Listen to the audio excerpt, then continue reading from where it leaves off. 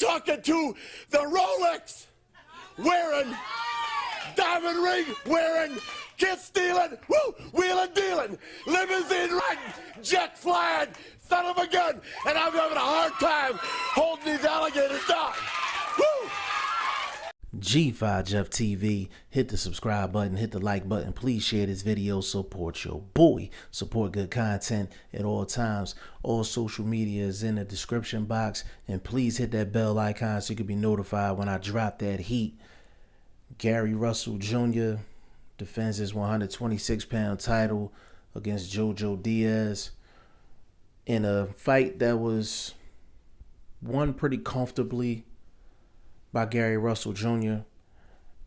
And I think two of the judges had it 117, 111. And one of the judges had it 115, 113. I don't know what the hell they were watching, but that wasn't no 115, 113 fight. That was not no 7-5 fight.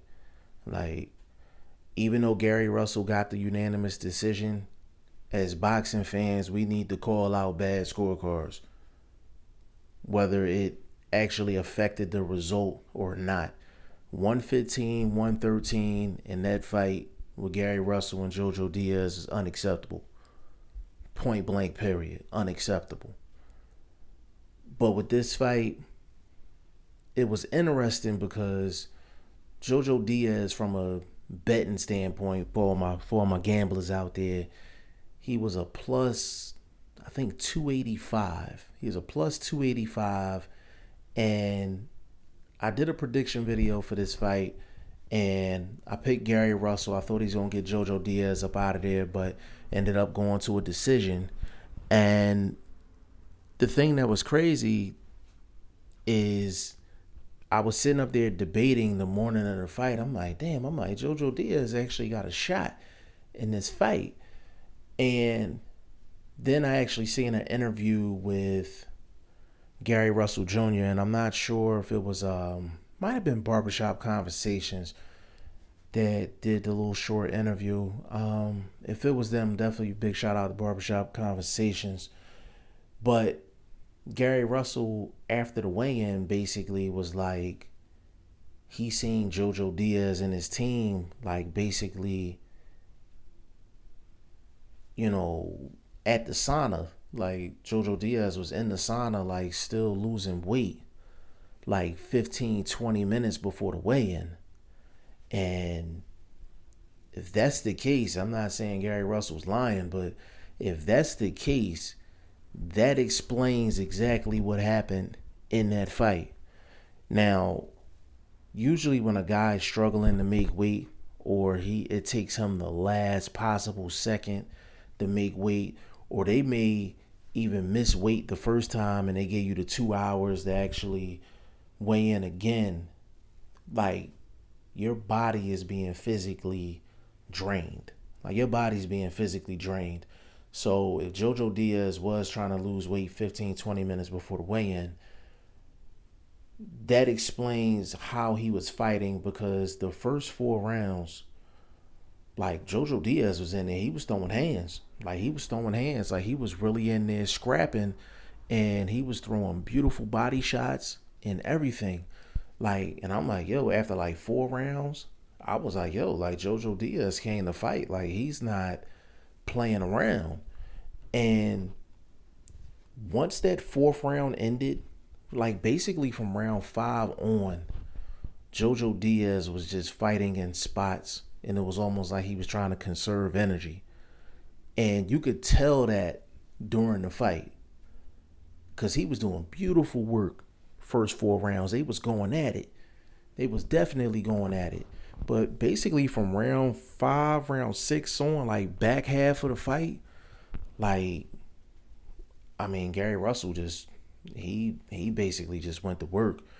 And actually, Gary Russell made the fight more difficult than what it had to be, because he didn't discover until after the 4th round that he can just put the jab on him, and it'll set everything up. And it's amazing. There's so many different things that can go on in boxing, but a lot of things get solved with a simple jab. With a simple jab, head feints, you know, just simple boxing 101 stuff. And Jojo Diaz didn't do enough of that to get in his correct punching range. A lot of times he was right there with Gary Russell, but he had that European guard where he just had the earmuffs on, and Gary Russell's throwing 8, 9, 10 punch combinations. Now, mind you, a lot of those shots was missing, but I'm a firm believer that you can't win rounds just off of defense. You can't win rounds just blocking punches.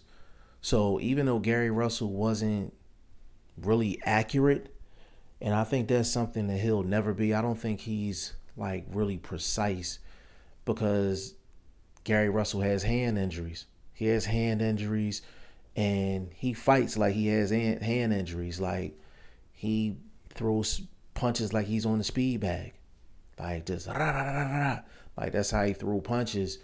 And the one thing that he has improved on since the Lomachenko fight is he doesn't throw absolutely everything at the same speed. He's starting to vary his speed and things like that. So that's something that he's definitely improved on. But with Gary Russell getting this victory, 126 pounds, you would think that he would be able to stay in this division. You would figure he'd be able to get some unification opportunities, but I mean, the unifications, it don't look like they're coming. It don't look like they're coming. I mean, you have, I was getting ready to say Lee Selby, but he lost to Josh Warrington. So you have Warrington, champion. You have Carl Frampton. You have that fight available.